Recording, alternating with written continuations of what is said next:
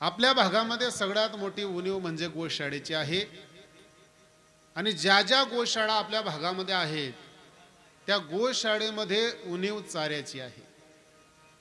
तुम्ही आम्ही गोशाळेमध्ये जातो मायबाप एकच अपेक्षा घेऊन कोणती गाय जनेल होईल ते आपले फुकट भेटायला पाहिजे।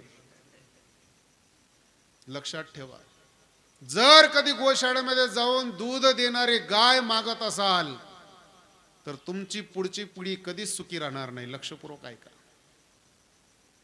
गोशाळेमध्ये दूध देणाऱ्या गायीची फुकटमध्ये जर कधी अपेक्षा केली ना, तुमचा वृद्धाप्य काळ जवळ येण्याच्या अगोदर तुमच्या घरातली संपत्ती निघून जाईल। मी माझ्या पदराचं मानतोय, पण याच्या व्यतिरिक्त सांगतो ऐका, त्या गोशाळेमध्ये जा आणि गोशाळेमध्ये गेल्यानंतर त्या गायींकडे पाहा, पहिला प्रश्न विचारा, दादा माझ्याकडनं तुम्हाला काही मदत पाहिजे का? पहिला प्रश्न विचारा। कुठल्याच गोशाळेमध्ये पैसे दान करू नका, पण वर्षातून एकदा एक ढेपचं कट्ट द्या मायबाप, 12 महिन्यातून एकदा फक्त, रोज द्यायची गरज नाही तुम्हाला।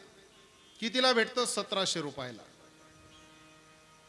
1700 रुपयाचं कट्ट आहे। रोज जर कधी 2-2 रुपये बाजूला टाकले ना तरी सुद्धा एक ढेपचं कट्ट तुम्ही गोशाळेला दान करू शकता। घरामध्ये काही कोंडा शिल्लक राहत असेल, थंड्या भाकरी शिल्लक राहत असेल, त्या गोशाळेमध्ये नेऊन द्या।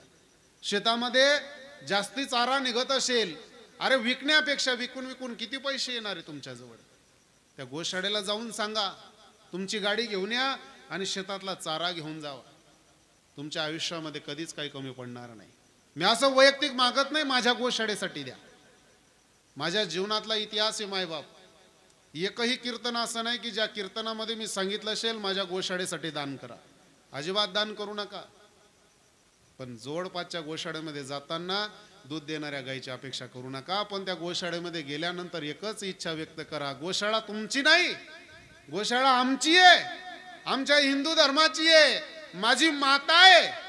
या मातेला वाचवण्यासाठी जी शाळा उभी राहिली ना, या शाळेमध्ये अरे रोजचे 5 रुपये माझे गेले पाहिजे, जास्त नका देऊ। विमलची पुडी खाऊन थुकून देताना मायबाप तुम्ही 10 रुपयाचा काजीचा पुडा दिवसभर मध्ये घसून फेकून देता, खरं आहे का खोटं आहे?